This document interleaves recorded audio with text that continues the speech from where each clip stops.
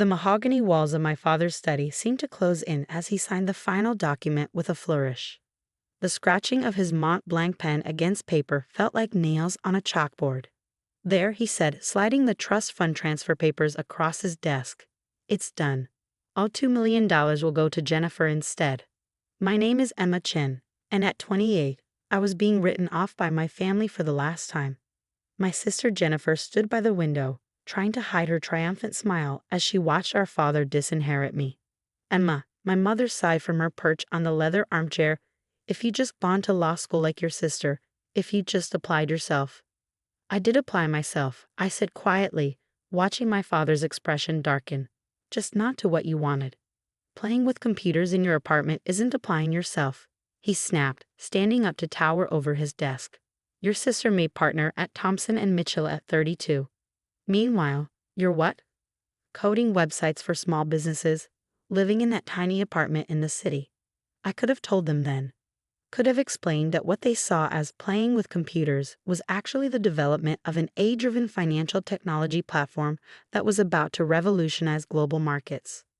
Could have mentioned the Series B funding meeting I had next week with venture capitalists who'd already valued my company at $300 million. But I didn't.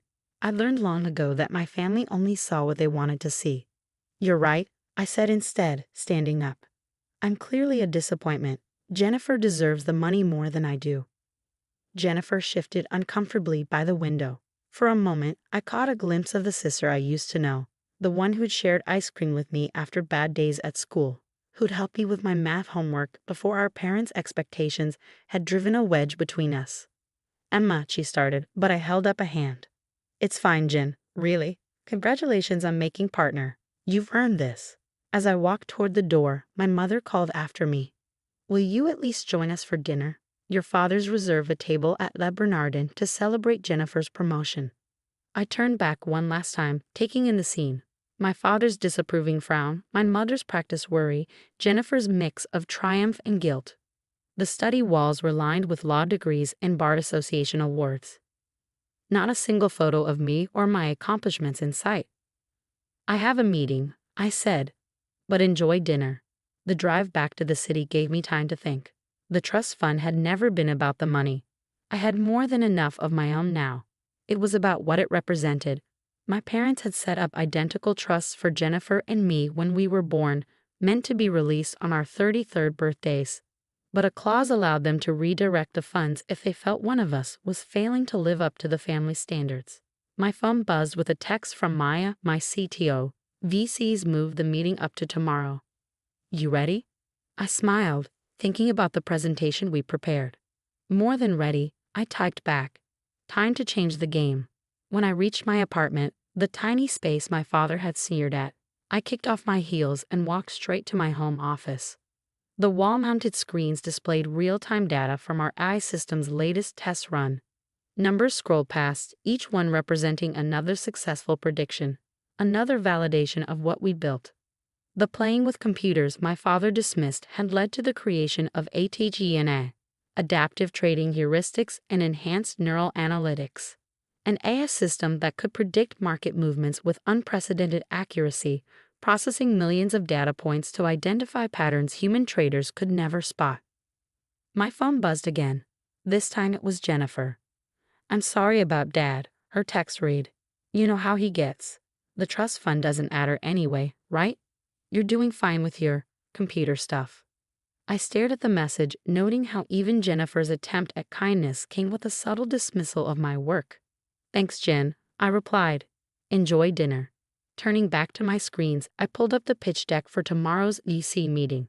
The numbers were staggering. Our beta testing had shown ATGNA outperforming traditional trading algorithms by 312%. Major banks were already quietly reaching out, hoping to get early access to the technology. A soft chime announced an incoming video call from Maya. Her face appeared on one of the screens, her usual energy somewhat subdued. Hey, she said, how'd it go with the family? About as well as expected, I replied, running a hand through my hair. Dad signed over my trust fund to Jennifer. They're celebrating at Le Bernardin right now. Maya shook her head. Their loss. You ready to show those VCs tomorrow what real success looks like? I pulled up another screen showing ATHENA's latest test results. Actually, I've been thinking, what if we don't take the VC money? Maya's eyes widened. What? Emma, we're talking about a $50 million investment at a $300 million valuation. That's small thinking, I interrupted. Look at these numbers, Maya. We don't need VC funding. We could go public within a year, maintain complete control, and I smiled, thinking about my father's face at the IPO ceremony. Really show them what playing with computers can accomplish. Maya was quiet for a moment, processing. Then a slow grin spread across her face. You want to build an empire. I want to build something that even my father can't dismiss, I corrected. Something that changes the way the entire financial world operates. Your father's a corporate lawyer, Maya pointed out. Wouldn't he have heard about ATHENI if it's as revolutionary as we think? I laughed. Maya, my father still uses a BlackBerry and thinks coding is something you learn at a community college. He hasn't heard about ATHENA because he's never bothered to ask what I actually do. His loss, Maya said firmly. So what's the play? Cancel the VC meeting? I shook my head. An idea forming. No, we use it. But instead of seeking investment, we pitch partnerships. Get them to open doors to their network of financial institutions. We don't need their money, we need their connections. 6 months after being disinherited, I stood in our new office space in downtown Manhattan, watching our team of engineers work on ATENA's final testing phase. The floor-to-ceiling windows offered a perfect view of the financial district, the same institutions that would soon be revolutionized by our technology. Emma, Maya called from her workstation, you need to see this. I walked over, coffee in hand, to look at her screen. The latest simulation results were beyond even our most optimistic projections. Athena wasn't just predicting market movements, it was identifying market-moving events before they happened. Is this accurate? I asked, leaning closer to study the data. Maya nodded, her eyes bright with excitement. Triple verified. The AI spotted patterns in social media, news articles, and trading behavior that predicted the Morgan Stanley merger announcement 3 days before it happened. If this had been real trading instead of a simulation, we would have made billions, I finished. Have you shown this to the compliance team? That's the best part, she said, pulling up another screen. Everything's completely legal. Athena isn't using insider information. It's just better at connecting publicly available data points than any human could ever be. My phone buzzed. A text from Jennifer. Hey sis, haven't heard from you in months. Parents are worried. Dad says your phone number at the apartment is disconnected. I smiled slightly. Of course it was disconnected. We'd moved the entire operation to a $40 million office space 6 blocks from Wall Street, but my family still thought I was playing with computers in my tiny apartment. I'm fine, I texted back. Just busy with work. Another buzz, this time from our head of legal, David. SEC meeting confirmed for next week. They're interested in the compliance protocols. That was an understatement. When word had gotten out that we were developing something revolutionary in the fintech space, the SEC had practically begged for a meeting. They wanted to understand our technology before it hit the market. Smart of them, really. Ms. Chen.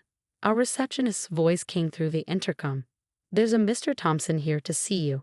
He says he's from Thompson and Mitchell. My heart skipped a beat. Thompson and Mitchell, Jennifer's law firm. One of the largest corporate law firms in the city. Send him in, I said, straightening my blazer. James Thompson himself walked through the door, senior partner and my sister's boss. He looked exactly like the kind of lawyer my father admired. Silver-haired, perfectly tailored suit, exuding old money confidence. Ms. Chen, he said, extending his hand. Thank you for seeing me without an appointment. I hope to forgive the intrusion. But when we heard rumors about what you're developing here. You heard rumors? I asked, gesturing for him to sit. From whom? He smiled diplomatically. Let's just say certain financial institutions are very interested in your technology. They're our clients and they asked us to explore potential relationships. Does my sister know you're here? His smile faltered slightly. Jennifer? No, this meeting is strictly confidential. Though I must admit, I was surprised to learn you were her sister. She's never mentioned that she has a sister who plays with computers. I finished for him.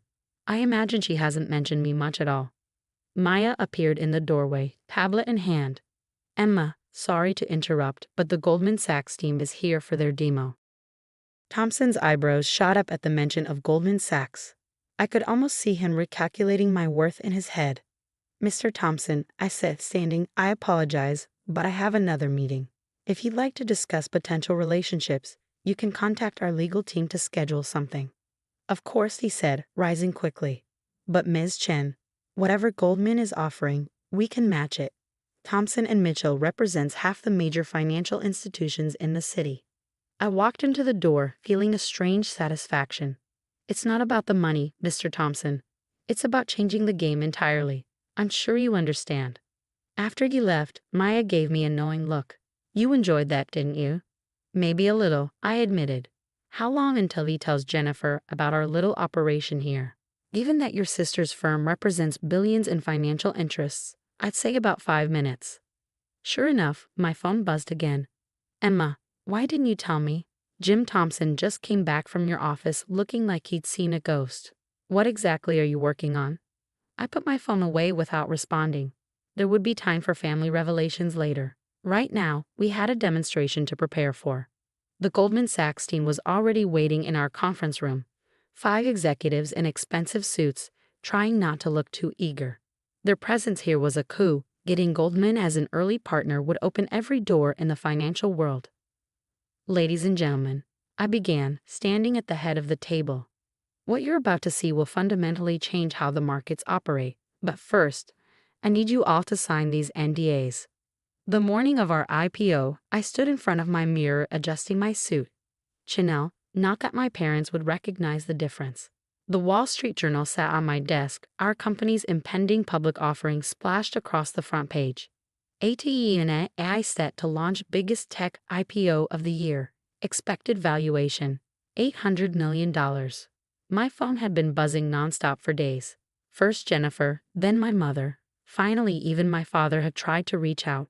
I'd let their messages pile up, unanswered. They'd all be at the ceremony today anyway. The invitations had gone out weeks ago. Ready for this? Maya asked, appearing in my office doorway. She traded her usual tech company casual wear for a sharp business suit. Born ready, I replied, picking up my presentation folder. How's ATE&A performing this morning? Like a dream. The latest analysis shows her predicting market movements with 99.7% accuracy. The trading floor is buzzing. Everyone knows this is going to change everything. We made our way to the stock exchange where crowds had already gathered. Financial reporters lined the entrance, cameras flashing as we approached. I caught snippets of their commentary. Youngest female CEO to take a company public. Revolutionary AI trading technology. Already has contracts with major financial institutions. Inside, the exchange was electric with anticipation. Our team had gathered near the podium, along with representatives from every major bank and financial institution in the city. And there, in the front row, sat my family. My father's face was a study in conflicting emotions, pride warring with regret, confusion battling with awe. My mother kept dabbing at her eyes with a handkerchief. And Jennifer just stared at me like she was seeing her sister for the first time. Emma, my father stepped forward as I approached the podium. We had no idea. No, I said calmly, you didn't, because you never asked. Before he could respond, the exchange president called me to the stage. It was time to start the ceremony. Ladies and gentlemen, I began, my voice carrying across the suddenly quiet trading floor. 3 years ago, I started coding ATGNI in a tiny apartment. People called it playing with computers. They said I was wasting my potential. They couldn't see that I was building the future. My eyes met my father's as I continued. Today, ATGNI processes more financial data in a second than all of Wall Street could analyze in a month. She predicts market movements with near-perfect accuracy, all while operating within strict ethical and legal guidelines. But more importantly, she represents what's possible when you believe in your vision, even when no one else does. The ceremony proceeded according to tradition: speeches, handshakes, the ringing of the bell. But the real moment came when our stock price appeared on the big board. The room erupted in cheers as the numbers soared past our projected opening. By lunch, my personal stake in the company was worth over $300 million, more than 100 times the trust fund my father had signed away. After the ceremony, my family approached hesitantly. Jennifer spoke first. "Emma, I'm so sorry," she said, her lawyer's composure cracking. "All this time, when you tried to tell us about your work." "Save it," I said, but not unkindly. "You all saw what you wanted to see." My father cleared his throat. "Princess, about the trust fund." "Keep it," I interrupted. "Jennifer earned it, just like I earned this. Sometimes the best thing someone can do for you is believe you'll fail. It makes success that much sweeter." "But we're family," my mother protested. "We should have supported you." I looked around at my real family, Maya and our team, the people who believed in the vision when it was just lines of code in a tiny apartment. "You're right, we are family," I said. "Which is why you're all invited to dinner tonight. I've reserved the private room at Le Bernardin. I hear it's a good place to celebrate success." My father's face reddened at the reference to that dinner 6 months ago, but he managed a small smile. "We'd be honored." Later that evening, as my family marveled at our company's technology and success over expensive wine, I thought about the long road that had led here, the nights coding while they thought I was wasting time, the meetings they dismissed as playing with computers, the victory they tried to give to someone else. My phone buzzed, a message from Maya. "Stock closed at double our projected value. You're officially a billionaire."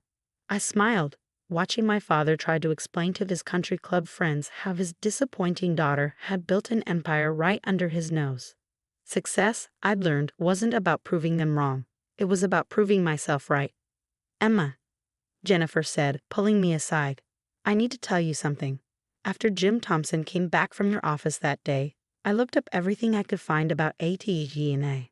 I started buying stock in every company that showed interest in your technology. I believed in you, even if I didn't show it." I raised an eyebrow. "Did you make money?" She grinned. "Enough to pay back that trust fund 10 times over." "Good," I said, "because I'm going to need a lawyer I can trust for our next expansion phase. Someone who understands both technology and family." Her eyes widened. "Are you offering me a job?" "I'm offering you a chance to be part of something bigger than both of us. What do you say, sis? Ready to play with computers?" The next morning, as I walked into our office building, now officially the ATG&A Tower, I passed a young intern working on code in the lobby during her break. She reminded me of myself, back when everyone thought I was wasting time with computers. "Keep at it," I told her. "Sometimes the biggest success stories start in the smallest apartments." She looked up, recognition dawning in her eyes. "Ms. Chen, I read about how you built ATG&A. My parents think I'm crazy for choosing programming over law school. But you have a vision," I finished for her. "Hold on to that.